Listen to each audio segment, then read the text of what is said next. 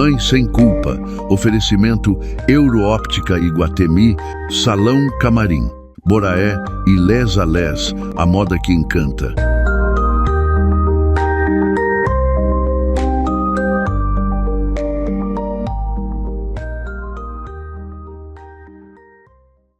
Olá pessoal, sejam muito bem-vindos a mais um episódio do Mãe Sem Culpa. Hoje vamos falar sobre relações entre irmãos. Como acolher as emoções, evitar comparações e construir vínculos saudáveis desde a infância. Para esse assunto, eu trago a psicóloga Marta Rosa. Marta, que honra você aqui no meu programa. Eu fico muito feliz, Dani. Muito obrigada pelo convite. Seja bem-vinda. Muito obrigada, querida. Tá, pra gente começar, eu gostaria que tu te apresentasse, por favor. Então, antes de mais nada, quero novamente te agradecer o convite. É uma alegria para mim estar aqui. Eu me chamo, então, Marta, sou psicóloga e nesses meus já 12 anos aí de estrada como psicóloga clínica, me especializei, né, nessa área que envolve a abordagem cognitivo-comportamental e mesmo o foco com famílias, já que muito do meu trabalho também acaba sendo tanto com crianças, adolescentes e famílias, assim, né? Então, esse é um chão que muito me agrada, mas muito eu também vejo a necessidade da gente poder também trazer conteúdo que possa ajudar as pessoas também a entenderem e navegarem um pouco nesse processo. Com certeza. Marta, mais uma vez, assim, maravilhoso esse tema, então, eu acho assim que vai viralizar, né? Porque é um assunto que a gente tem bastante conteúdo aqui para falar, né? E até, na verdade, a gente, o foco também, acho que é tanto na infância, mas também na vida adulta, porque a gente sabe que muitas vezes essas relações, elas seguem tendo um impacto não só na infância, né? Com certeza. Então, para a gente começar aqui, né, o quadro de perguntas, eu gostaria de te perguntar, né? Então, depois que nasce, né, o segundo filho, o primeiro filho, ele vai ter um impacto emocionalmente, não é mesmo? Sem dúvidas. E Dani, essa é uma questão que acho que é super útil da gente pensar pelo seguinte, assim, toda família, para que a gente consiga ampliar ela, né, é esperado que a gente tenha crises que são absolutamente normais daquele processo do ciclo vital, né? Então, às vezes a gente esquece, mas quando a gente tem um novo filho, um novo membro na família, a gente sabe que esse momento dos pais de se adaptarem a esse novo filho, sem dúvida alguma, envolve estresse, envolve ansiedade, envolve medo, mas precisa existir esse momento de crise para ter a entrada de uma terceira pessoa. Da mesma forma, quando a gente tem uma segunda criança, né, que é a ampliação, então a família com mais de um filho, a gente sabe que essa crise também vai acontecer para todos, porque se antes, né, se era mãe de um filho só, agora se é com dois. E tudo envolve a divisão de tempo, conciliar muitas vezes a relação conjugal, o casal conseguir se adequar nessa dupla parental e sim, esse irmão que antes era filho único, dividir. Então, assim, inevitavelmente tem um grande impacto para todos nós. E isso que eu queria poder destacar, que bom que tem, porque isso permite com que a gente crie espaço, né? É só quando tem esse impacto emocional e que os pais também permitem que isso possa acontecer, que a gente possa permitir, olha, entrou mais alguém nessa roda, dá espaço, né? Só que dar espaço nem sempre é fácil, assim, então... Com certeza, né? E até que ponto esse comportamento, digamos assim, difícil, né, que vão ter vários fatores aí, né, é uma chamada de atenção. E acho que é super importante. Então, se a gente for pensar justamente nesses momentos da crise, né, todos nós, essas crises esperadas, todos nós reagimos de muitas formas, né? Então, a gente sabe que os pais ou as mães ficam com uma série de emoções, angustiados, preocupados, enfim. E a grande questão é que a criança, muitas vezes, especialmente quando é menorzinha, né, ela não tem a capacidade da linguagem e do amadurecimento emocional. Então, muitas vezes, a maneira que a criança tem de expressar isso é através do seu comportamento. Então, todo o contexto da criança influencia o comportamento dela. No momento em que a gente está falando justamente em que a atenção do pai e da mãe, que até ontem era única e exclusivamente para ela, agora deixa de ser, mas não é só isso, cuidado com o barulho, não vem aqui, fulano tá dormindo, né? Deixa que eu pego no colo, enfim. Isso tudo muda o contexto da criança. Então, inevitavelmente, ela tá olhando para isso, tentando entender por que isso está acontecendo comigo, né? Então, sim, esse comportamento de, muitas vezes, regredir, ele faz parte desse contexto também. Então é normal a criança regredir, super normal. Por exemplo, querer voltar a chupar bico, ou chupar uma madeira, até a fralda, de repente fazer xixi de novo na cama, normal. Isso. A gente precisa contextualizar, claro, em que momento que isso está acontecendo sempre, né? É esperado que, como a gente estava falando, esse momento de crise, até todo mundo se readequar, porque assim, às vezes é aquela questão, né, Dani, assim, como é que esse casal vai conseguir se organizar, por exemplo, para dar o banho no filho mais velho? Quem é que dava o banho antes? Quem é que colocava para dormir, por exemplo, né? Então, isso às vezes a gente vê, assim, né, que se antes a mãe dava o banho, né, e agora deixou de dar, por exemplo, como que a gente vai fazer essa adaptação? Como é que a família vai se organizar para ele, então, ter o banho dele de uma forma em que ele consiga se acostumar com essa nova rotina, né? Como seguir essa rotina de uma forma que também possa se ajustar? Então, sim, esse novo ajuste, ele vai acontecer, mas isso só reforça ainda mais a importância dos adultos. E como que a gente pode preparar, então, essa criança para essa chegada, né, para essa mudança emocional que vai existir? Vai existir.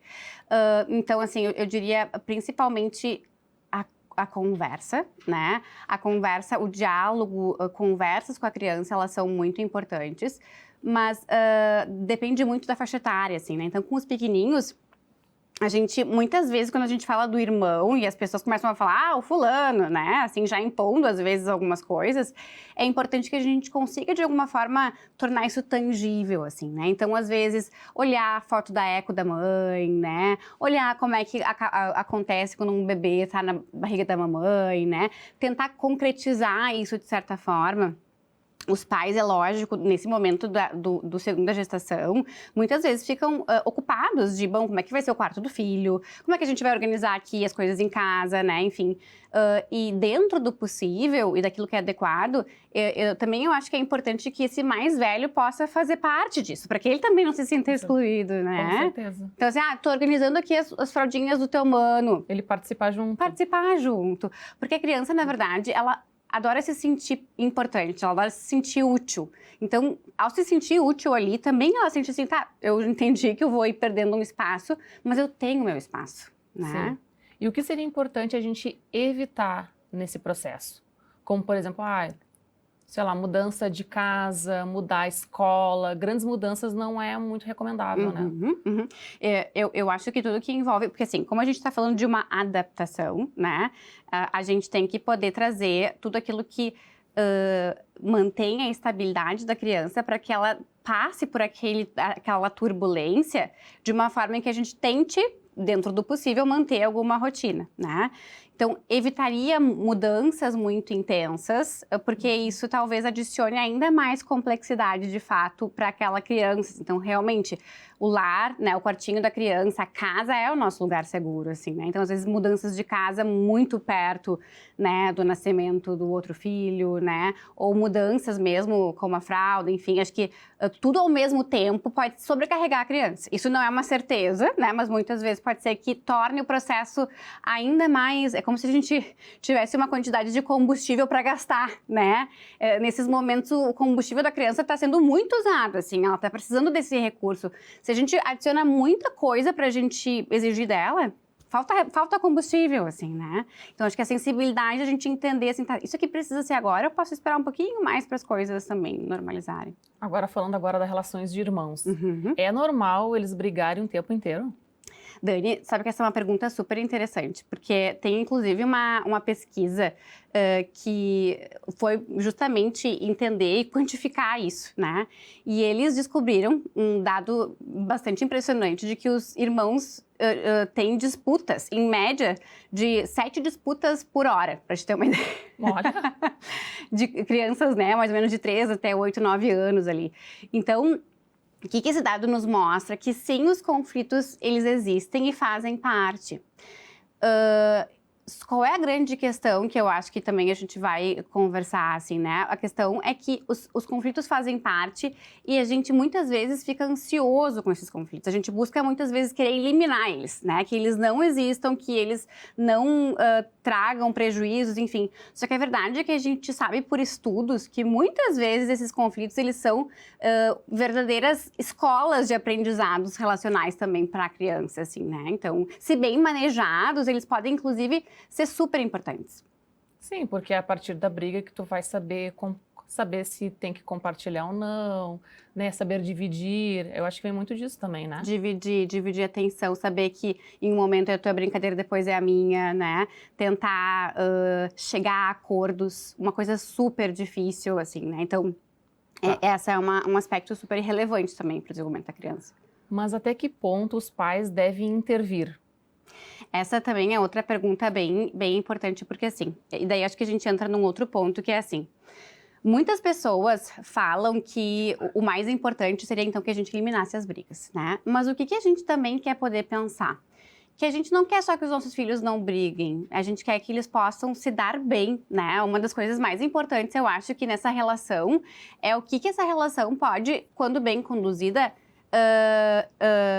ter como efeito frutos super importantes para a gente enquanto desenvolvimento de ser humano, assim, né? Então, a gente sabe que o desfecho de uma relação adequada entre os irmãos pode ser um fator protetor para muitas coisas na vida. Então, mais do que a gente só procurar reduzir as brigas, a gente precisa poder ajudar os filhos a lidarem com elas, né?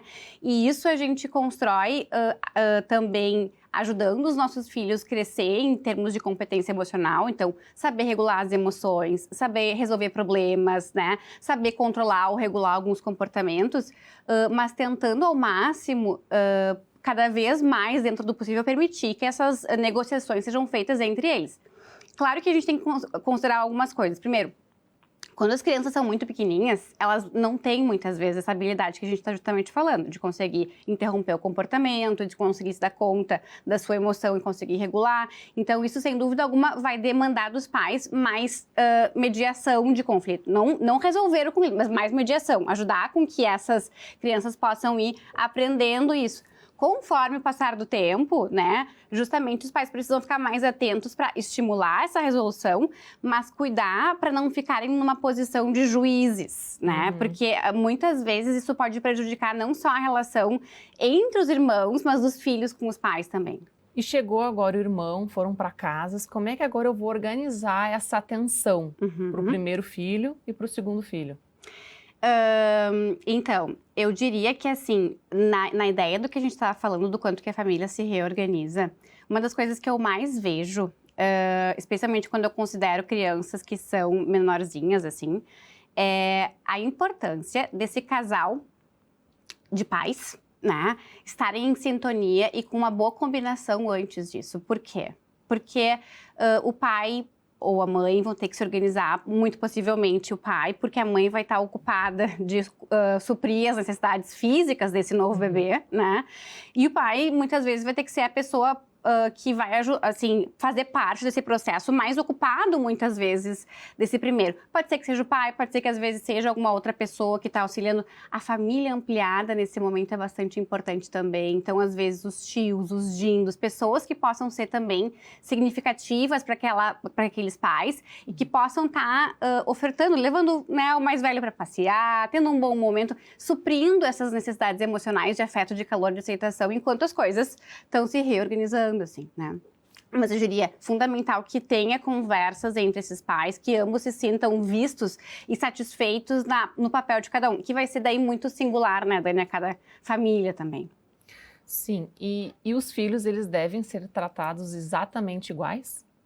Esse é um mito muito comum e talvez um mito que só retroalimenta a rivalidade, né? Porque no momento em que eu sou tratada igual, quando meus pais sempre me tratam da mesma forma, isso estimula que eu me fique hiper alerta para pensar assim, por que meu irmão tá ganhando que eu não tô ganhando, né? Se ele tá ganhando algo e eu devo ganhar a mesma coisa, então eu vou estar o tempo inteiro preocupado com o que ele tá ganhando, não com o que eu quero. E ao invés de eu estimular uma cooperação, eu vou estar o tempo inteiro ligada nele. E o que a gente quer para uma pessoa, para um indivíduo que possa construir a sua identidade, né? Então, o que a pessoa, o indivíduo precisa? O que ele quer? E o que ele quer não necessariamente é o que o irmão quer. Então, se talvez o irmão quer uma panqueca para comer sozinho, talvez esse indivíduo não precise de uma panqueca toda. Ele pode querer meia panqueca, ele não precisa querer o que o irmão quer. Então, aqui é um exemplo, né? Mas, assim, isso é uma sutileza que os pais também vão tendo que poder entender que cada filho vai precisar de um jeito diferente. Quando isso é administrado de uma forma razoável na relação, as crianças tendem a entender o que cada um precisa, né? Daqui a pouco, um precisa de mais ajuda em matemática na escola. E o outro talvez entenda, eu não preciso disso, né? Então, essas demandas individuais. Doutora, muito obrigada pelas tuas colocações, foste perfeita. E quero agradecer, então, por esse quadro esclarecedor de perguntas. E agora a gente vai para os patrocinadores aqui do programa.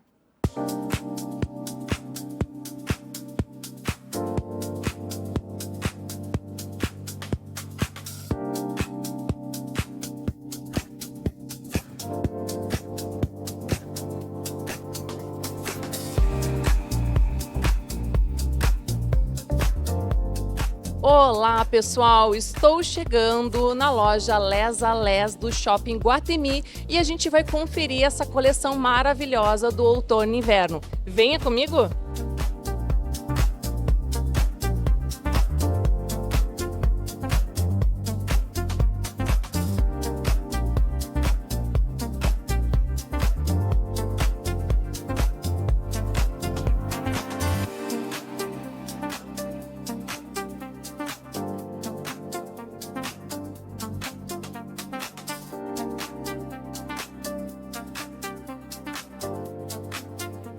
Olá pessoal, chegamos aqui na loja Les a Les e eu estou aqui com a gerente, que é a Gabriela, e vai nos explicar essa coleção maravilhosa do outono e inverno que veio com tudo, né? Essa coleção, Gabi, foi inspirada no quê? Nossa coleção foi inspirada nas serras de todo o Brasil, trazendo todo esse aconchego que a serra traz, inspirado nos vinhos, nesse ar fresco que precisa de um casaco quentinho, né? Então essa foi a nossa inspiração para a coleção serrana que está chegando em loja, que está sendo um sucesso. Eu já escolhi as minhas peças aqui na Les a Les, então agora eu vou fazer um provador para vocês.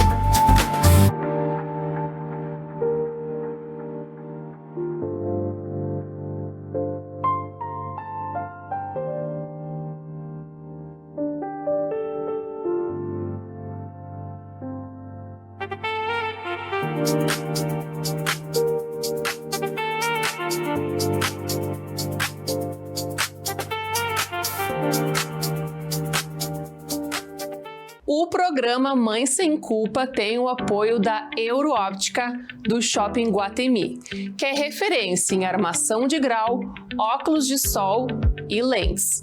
Com tecnologia, qualidade e muito estilo, a Euroóptica cuida da sua visão do mesmo jeito que você cuida da sua família. Você pode parcelar em até 10 vezes sem juros e comprando uma armação, você ganha a lente monofocal. E o diferencial da Euroóptica, que as lentes ficam prontas em até 1 hora. Então vá até a Euroóptica do Shopping Iguatemi e escolher a sua melhor versão. Doutora, chegou agora a hora do quadro de mitos e verdades, tá? Tu vai pegar essa plaquinha, eu vou te fazer uma afirmação e tu vai me responder se é mito ou verdade e tu vai me justificar a resposta. Tá bom. Tá bom? Vamos lá? Vamos lá. Comparar irmãos pode afetar emocionalmente as crianças? Verdade, sem dúvida alguma, porque é o que a gente estava falando anteriormente, né? Ao comparar, eu tendo a mostrar para a criança que nunca aquilo que ela também faz ou que é dela está suficientemente bom. É sempre o que o outro tem, é sempre o que o outro é, né? Então, isso ao invés de fazer com que os filhos cresçam e possam cooperar, muitas vezes acaba enfraquecendo a sua percepção. Perfeito. Obrigar irmãos a compartilharem tudo fortalece o vínculo.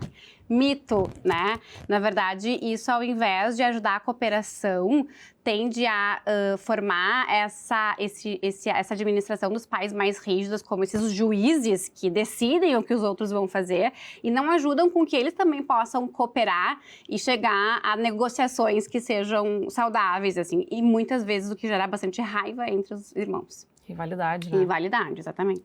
A relação entre os pais influencia a relação entre os irmãos. Verdade, né?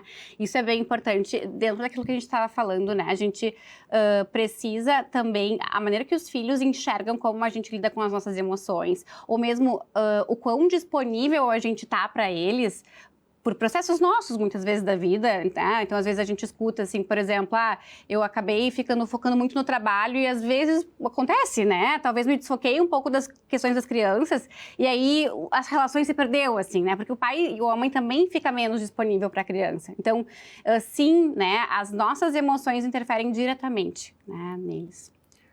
Pais também podem sentir culpa ao lidar com conflitos entre irmãos. Verdade também.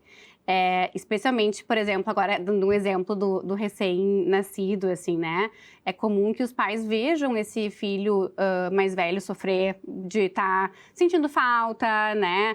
Ou administrando a nova rotina. E isso faz com que os pais possam, por exemplo, se emaranhar nessa culpa e muitas vezes acabarem compensando essa relação, essa situação de uma forma a tentar fazer com que a criança não sinta, por exemplo, essa sensação desconfortável, né? Então, a culpa pode ser presente e muitas vezes ela pode nos engatilhar em comportamentos não tão favoráveis. O favoritismo pode existir mesmo sem intenção consciente dos pais. Verdade, e esse é um dos construtos na literatura que se relaciona bastante com desfechos negativos, tanto para o indivíduo quanto para as relações entre os irmãos. Então, sim, os pais podem muitas vezes ter um comportamento que expressa esse favoritismo de uma forma não tão consciente. E para isso, assim, eu acho que é fundamental que a gente possa sempre abrir espaço para o diálogo, Dani, assim, até porque, na verdade, o que a gente também sabe em termos de ciência, assim, é que esse favoritismo, a percepção do favoritismo nem sempre é compartilhada. Então, um pode achar que é favorito e o outro não, ou muitas vezes os dois acham que são favoritos dos pais, por exemplo. Então, por isso que às vezes a gente também ter a oportunidade de falar sobre isso ajuda com que a gente se reorganize um pouco essas relações. E muitas vezes o irmão sempre sabe quem é, né, o favorito. Uhum. E isso causa uma raiva, né? Aquela rivalidade que a gente está falando, né? E causa muitos conflitos depois de adulto. E de adulto também, exatamente. Isso é uma coisa bem importante, porque isso também, muitas vezes, a gente vê isso em pesquisa, assim, que as pessoas têm a ideia de que, quando crescer, passa, né? E, na verdade, o que a gente vê é uma certa estabilidade nessas relações, né? Se a gente não intervém no sentido de tentar melhorar essas relações ou tentar reparar, muitas vezes, algumas coisas, a gente vê muitas vezes as pessoas que levam essas feridas ou essas mágoas por anos. O jeito como os pais falam de um filho na frente do outro pode influenciar a relação entre eles. Verdade, também. Isso é um aspecto que os pais precisam cuidar muito para não estimular essa rivalidade, assim, né? Porque às vezes, no intuito, às vezes até de desabafar, os pais acabam pegando justamente um dos irmãos para falar, às vezes, mal ou, né, desqualificar, e isso acaba prejudicando também. O irmão mais velho precisa dar o exemplo o tempo inteiro. Mito, né? Aliás, isso faz com que a gente estava falando antes, assim, coloca esse irmão muitas vezes num lugar que não é de irmão, é de, às vezes, um filho que a gente chama parentificado, assim, esse filho que sempre tem que ser responsável, que sempre tem que estar com as coisas organizadas, e isso pesa, e tem consequência daí, diria, não somente para a relação entre os irmãos, mas para esse indivíduo como um todo. Quantas vezes a gente vê pessoas depois na vida adulta, esses que muitas vezes cuidam em excesso dos irmãos ou que se sentem muito responsáveis, na vida adulta tendo dificuldade, inclusive, de pedir ajuda, de, né, solicitar algum tipo de demanda ao outro, porque se sentem sempre os mais responsáveis, assim. Doutora, muito obrigada por esse quadro. Agora chegou o momento que eu amo no programa, que é a dica da especialista, tá? Tá. Eu gostaria que tu desse dica para os pais melhorarem essa relação, deixar ela mais leve no dia a dia para fortalecer esses vínculos entre os irmãos. Tá. Vou dar mais de uma também, Dani, posso? Claro. Então, eu diria assim, essa é uma relação que pode ser muito bonita, né? E a gente sabe que, de fato, tem todo esse potencial, inclusive uma relação que pode proteger muito os filhos de vocês, né? Só que para que essa relação possa se dar ou se desenvolver de uma forma tranquila, vocês são pessoas que são essenciais para isso. Então, eu diria, eles vão estar disputando a atenção de vocês. Esperem que essa relação seja marcada por ambivalência, né? Não se surpreendam que essa relação muitas vezes tenha emoções que são conflitantes, como amor, mas muitas vezes ciúmes, né? Então, quando a gente naturaliza que as emoções são possíveis, a gente também encontra formas mais saudáveis de poder expressá-la. Mas, ao mesmo tempo, entendam que cada filho é único. E para que a gente construa isso de uma forma em que transmita esse apego seguro com cada um deles, cultive uma relação única com cada um. Porque é isso que também vai mostrar a singularidade da identidade de cada um deles, né? Então, se possível, né, cultivar esses momentos pequenos, assim, com cada um deles, em momentos individuais, eu acredito que é muito importante, assim. E às vezes a gente se surpreende, Dani, porque os pais acham que, eu tenho que parar tudo e levar no shopping, ou eu tenho que fazer uma coisa muito grande. E às vezes as crianças dizem, mas eu só queria fazer o bolo de laranja no café da manhã que a gente sempre fazia. E isso é o que eles gostariam de ter no momento como positivo, né? É isso que eu queria poder de novo experimentar e sentir, assim, né? Então, eu diria que esses momentos, eles são muito importantes. Para além disso, se esforce também para cultivar a relação de conexão entre os filhos. Então, promover momentos em que eles possam brincar, intervir, se divertir e mesmo construir, né, essas habilidades relacionais, sem dúvida alguma, a gente está falando de um progresso que pode ser muito positivo. Doutora, que lindo, lindas palavras. Muito, muito, muito obrigada pela tua presença aqui no programa. Foi assim, amei te conhecer, viu? Maravilhosa. Amei. Amo te seguir nas redes sociais. Vamos deixar aqui teu Instagram aqui na tela, tá bom?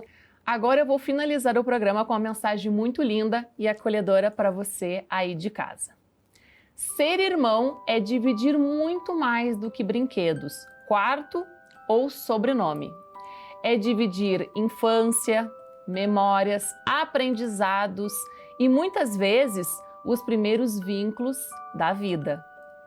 Nem sempre será uma relação perfeita. Vai existir disputa, ciúmes, diferenças e conflitos, mas também vai existir parceria, proteção, cumplicidade e amor. E talvez o mais importante para nós pais seja entender que o nosso papel não é criar relações sem brigas, mas sim ensinar nossos filhos a se respeitarem, se ouvirem e aprenderem a amar mesmo sendo diferentes. Porque um dia a infância passa, mas os laços construídos dentro de casa podem acompanhar os filhos para sempre. Um beijo! E até o próximo Mãe Sem Culpa.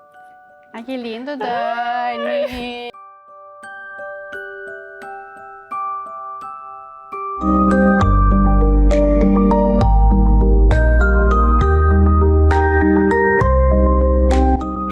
Mãe Sem Culpa. Oferecimento Euroóptica Iguatemi, Salão Camarim, Boraé e Les a Les, a moda que encanta.